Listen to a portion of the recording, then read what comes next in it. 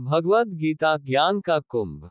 भगवद गीता भगवान का गीत है, जिसे गीता भी कहा जाता है। ये 700 श्लोकों का एक संस्कृत पाठ है और ऋषि वेद व्यास द्वारा लिखित हिंदू महाकाव्य महाभारत का एक हिस्सा है। इसका अर्थ आत्मा का गीत, मनुष्य और उसके निर्माता के बीच सत्य प्राप्ति का दिव्य संवाद भी है। गीता संस्कृत भाषा में लिखी गई है और यह कई प्राचीन भारतीय वृत्तों और श्लोकों से बनी है। इसमें कुल 18 अध्याय हैं। भगवद गीता में कुरुक्षेत्र के युद्ध के मैदान पर विभिन्न धार्मिक और दार्शनिक मुद्दों पर पांडव राजकुमार अर्जुन और उनके गुरु भगवान कृष्ण के बीच एक संवाद शामिल है। अर्जुन अपने रिश्तेदारों के खिलाफ युद्ध के कारण हुई हिंसा और मौत के बारे में सोचकर उदास और भावनात्मक रूप से दुविधा में पड़ जाता है। भ्रातृहत्या का सामना करते हुए निराश अर्जुन युद्ध के मैदान पर सलाह के लिए अपने सारथी भगवान कृष्ण के पास जाता है। भगवान कृष्ण अर्जुन को धर्म की रक्षा के लिए एक क्षत्रिय योद्धा के रूप में अपना कर्तव्य पूरा करने की सलाह देते हैं। भगवान कृष्ण गीता के माध्यम से अर्जुन को ज्ञान, भक्ति का मार्ग और निस्वार्थ कर्म का सिद्धांत सिखाते हैं। भगवान कृष्ण अर्जुन संवाद में आध्यात्मिक विषयों की एक विस्तृत श्रृंखला शामिल है, जो नैतिक और दार्शनिक मुद्दों को छूती है, जो अर्जुन के सामने आने वाले युद्ध से परे है। युद्ध भूमि के इस संवाद में पाठ का विन्यास मानव जीवन का परस्पर विरोधी रूपक माना गया है। वास्तव में भगवद गीता सबसे अधिक पढ़ी जाने वाली और अथाह पुस्तक है। लोग गीता को दैनिक अभ्यास के रूप में पढ़ते हैं, लेकिन इसके अर्थ से दूर रहते हैं। भगवद गीता मानव जीवन से संबंधित विभिन्न रहस्यों का खजाना है और मानसिक, नैतिक, शारीरिक और सामाजिक सांस्कृतिक पहलुओं के सच्चे ज्ञान पर जोर देती है, जो आधुनिक युग के बहुत केंद्रित पहलू है। यह एक व्यापक आध्यात्मिक और मनोवैज्ञानिक ग्रंथ है, जो जीवन में सभी प्रकार के अनुभवों का वर्णन करता है, जो न केवल प्रत्येक आध्यात्मिक यात्री को बल्कि उन सभी जीवित प्राणियों को भी आता है जो मुक्ति के मार्ग पर हैं और ब्रह्मांड में जीवन के वास्तविक गंतव्य हैं। गीता का कालातीत और सार्वभौमिक संदेश सत्य की अभिव्यक्ति में व्यापक है। दुनिया के सभी महान धर्मग्रंथों में निहित आवश्यक सत्यों को भगवद गीता के केवल 700 संक्षिप्त श्लोकों में अनंत ज्ञान के साथ जोड़ा जा सकता है। ब्रह्मांड का संपूर्ण ज्ञान इसमें समाहित है। अपनी गहन फिर भी सुखदायक सौंदर्य और सरलता की प्रकट भाषा में गीता को मानव प्रयास और आध्यात्मिक प्रयास के सभी स्तरों पर समझा और लागू किया गया है। भगवद गीता धर्म, भक्ति और मोक्ष के योगिक आदर्शों के बारे में विचारों का एक संश्लेषण प्रस्तुत करती है।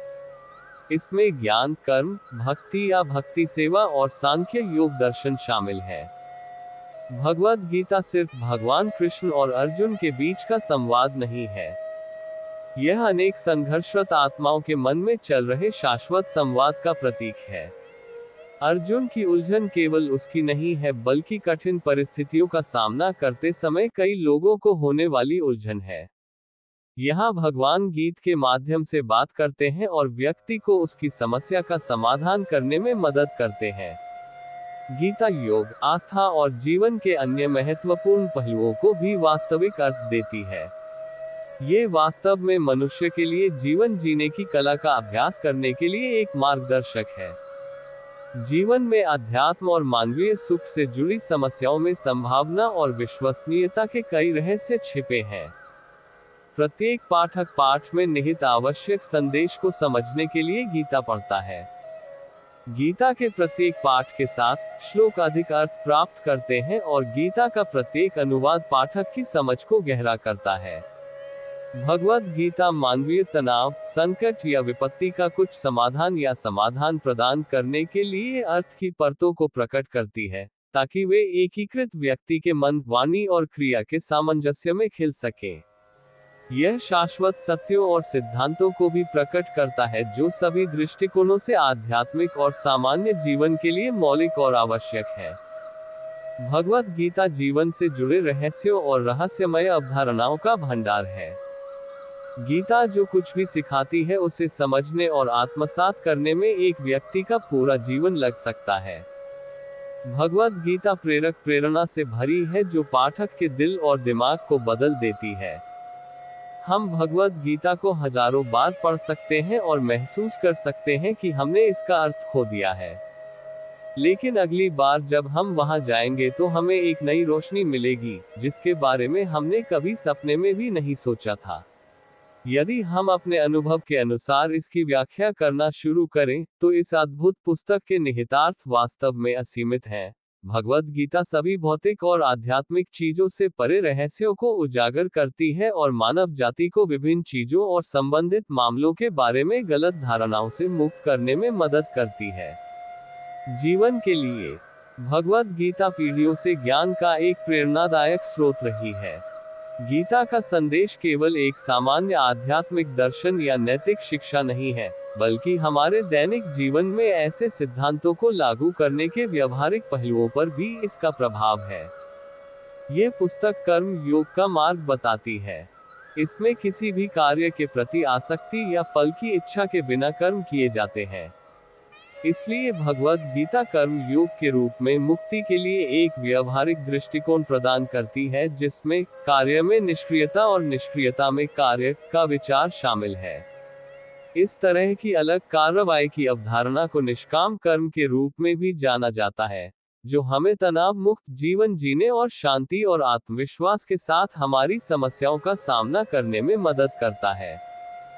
भगवद गीता पाप कर्मों से अपने हाथ खराब किए बिना इस दुनिया में रहने का एक तरीका सुझाती है। कर्म योग दूसरों के लाभ के लिए निस्वार्थ कार्य की एक आध्यात्मिक प्रथा है। सही कर्म का अर्थ है फलों से जुड़े बिना या परिणामों से निपटे बिना, अपने कर्तव्य के प्रति समर्पण के बिना और सफलता या विफलता जैसे पुरस्कारों या परिणामों के प्रति तटस्थ होकर अपना सर्वश्रेष्ठ करना। भगवद गीता में सुझाया गया कर्म का मार्ग लोगों को सिखाता है कि जीवन के दुखों और सुखों का बिना चुनाव किए और उनसे दूर भागे बिना कैसे सामना किया जाए। ये लोगों को सिखाता है कि जीवन की प्रक्रिया में कैसे शामिल होना है, चाहे स्थिति कितनी भी कठिन और अप्रिय क्यों न हो। भगवद गीता वैश्विक समुदाय के लिए ज्ञान और ज्ञान का एक लोकप्रिय स्रोत है। इसी तरह पश्चिम में एक विद्वान लिखते हैं कि भगवद गीता अभी भी महासागरों, सहस्राब्दियों और भाषा, धर्म और संस्कृति की सीमाओं के पार हर जगह लोगों द्वारा बोली जाती है। इन तर्कों के आधार पर यह कहा जा सकता है कि भगवद गीता समस्त मानव जाति के लिए एक व्यापक दार्शनिक विचार और सिद्धांत है। इसकी सुंदरता और उदात्तता मानव जीवन की रोजमर्रा की समस्याओं के लिए इसकी शाश्वत प्रासंगिकता में निहित है। इसमें सभी मनुष्यों के लिए सांत्वना, स्वतंत्रता, मोक्ष, पूर्णता और शांति का संदेश है। ये वास्तव में दुनिया भर के प्रत्येक पुरुष और महिला के लिए स्वस्थ जीवन जीने का एक नुस्खा है। ये किसी विशेष समुदाय, जाति, पंथ, लिंग और देश के लिए नहीं है, बल्कि यह सभी मनुष्यों की सामान्य संपत्ति है। योग, भक्ति और कर्म पर उत्कृष्ट विचारों और व्यवहारिक निर्देशों की एक पुस्तक। यह विचार में गहन और दृष्टि में उच्च है। भगवद गीता शायद सभी भारतीय ग्रंथों में सबसे प्रसिद्ध, दुनिया में एक आध्यात्मिक और साहित्यिक कृति के रूप में व्यापक रूप से मान्यता प्राप्त है और दुनिया भर में 75 से अधिक भाषाओं में अनुवादित एक आध्यात्मिक क्लासिक है। भगवद गीता किसी भी अन्य ग्रंथ की तुलना में मानवतावाद का अधिक महत्वपूर्ण रूप से प्रतिनिधित्व करती है और इसका अपने मूल देश की सीमाओं से परे विचार के दिमाग पर गहरा प्रभाव पड़ा है। ये भारतीय दर्शन में एक ऐसा स्थान है जिसने आध्यात्मिक समस्याओं के प्रति उचित दृष्टिकोण में क्रांति ला दी है, जिसने सदियों से विद्वानों और धर्म के अभ्यासकर्ताओं के दिमाग को उलझा रखा है। भगवद गीता पर आवश्यक बातों पर विभिन्न राय के साथ कई टिप्पणियां हुई है। 8वीं शताब्दी ईस्वी में श्री आदि शंकराचार्य की प्रसिद्ध टिप्पणी से शुरू होकर ये भारत के धार्मिक इतिहास में एक महत्वपूर्ण मील का पत्थर है, क्योंकि इस कार्य ने आज तक कई टिप्पणियों के माध्यम से काफी रुचि पैदा की है। टीकाकार युद्ध के मैदान में गीता की स्थापना को मानव जीवन के नैतिक और नैतिक संघर्षों के रूपक के रूप में देखते हैं। निस्वार्थ कार्रवाई के लिए भगवद गीता के आह्वान ने महात्मा गांधी सहित भारतीय स्वतंत्रता आंदोलन के कई नेताओं को प्रेरित किया, जिन्होंने गीता को अपने आध्यात्मिक शब्दकोश के रूप में संदर्भित किया। वह आगे कहते हैं कि आत्म साक्षात्कार भगवद गीता का विषय है। महात्मा गांधी और उनसे पहले बाल गंगाधर तिलक, श्री अरबिंदो और बाद में डॉक्टर राधाकृष्णन ने गीता का संदेश उन लाखों भारतीयों तक पहुंचाया जो आंतरिक और बाहरी उत्पीड़न से खुद को मुक्त करने के लिए संघर्ष कर रहे थे। डॉक्टर राधाकृष्णन लिखते हैं, भगवद गीता के अनुसार मानव आत्मा का युद्ध क्षेत्र अच्छे और बुरे की ताकतों के बीच सभी संघर्षों में से सबसे अधिक लड़ा जाता है। स्वामी विवेकानंद ने इस बात पर भी जोर दिया कि युद्ध से संबंधित गीता के पहले प्रवचन को रूपक के रूप में लिया जा सकता है। विवेकानंद ने आगे टिप्पणी की कि यह कुरुक्षेत्र युद्ध केवल एक रूपक था। जब हम इसका रहस्यमय महत्व रखते हैं, तो इसका अर्थ है मनुष्य में अच्छी और बुरी प्रवृत्तियों के बीच निरंतर संघर्ष। अरबिंदो के अनुसार कृष्ण एक ऐतिहासिक व्यक्ति थे, लेकिन गीता में उनका महत्व मानवता के साथ दिव्य व्यवहार का प्रतीक है, जबकि अर्जुन संघर्षरत मानव आत्मा का प्रतीक है। स्वामी कृष्णानंद का कहना है कि भगवद गीता में वर्णित चरित्र और परिस्थितियां मानव जीवन की विभिन्न मनोदशाओं, उतार चढ़ाव और पहलुओं का प्रतीक है। उन्होंने मानव जीवन में गीता की सार्वभौमिकता को रेखांकित करते हुए कहा कि यह उन कुछ लोगों की कहानी नहीं है जो कुछ समय पहले जीवित थे, बल्कि उन सभी लोगों की जीवनी है जो दुनिया के इतिहास में कभी भी जीवित रह सकते थे। स्वामी चिन्मयानंद लिखते हैं कि यहाँ भगवद गीता में हमें एक व्यावहारिक दृष्टिकोण मिलता है कि हम अपने दैनिक जीवन में सोचने, महसूस करने और कार्य करने के अपने आंतरिक तरीकों को कैसे पुनर्गठित कर सकते हैं और अपने आसपास के जीवन और अपने भीतर के व्यक्तिपरक जीवन को सुंदर बना सकते हैं। स्वामी निखिलानंद अर्जुन को आत्मा के रूपक के रूप में, कृष्ण को ब्रह्मा के रूपक के रूप में, अर्जुन के रथ को शरीर के रूप में लेते हैं। एकनाथ ईश्वरन लिखते हैं कि युद्ध की भाषा अक्सर धर्म ग्रंथों में पाई जाती है, क्योंकि यह अहंकार के अत्याचार से खुद को मुक्त करने के लिए एक कठिन, लंबे, खींचे गए अभियान की बात करती है, जो हमारे सभी दुखों और दर्द का कारण है। भगवद गीता युद्ध के मैदान के बीच में अपना संदेश प्रसारित करती है और दार्शनिक ज्ञान प्रदान करने के लिए ऐसे अपवित्र वातावरण का चुनाव कई टिप्पणीकारों के लिए एक रहस्य है। भारत के बाहर भगवद गीता ने भारत से होते हुए पश्चिम तक यात्रा की, जहां उसे प्रशंसक प्राप्त हुए।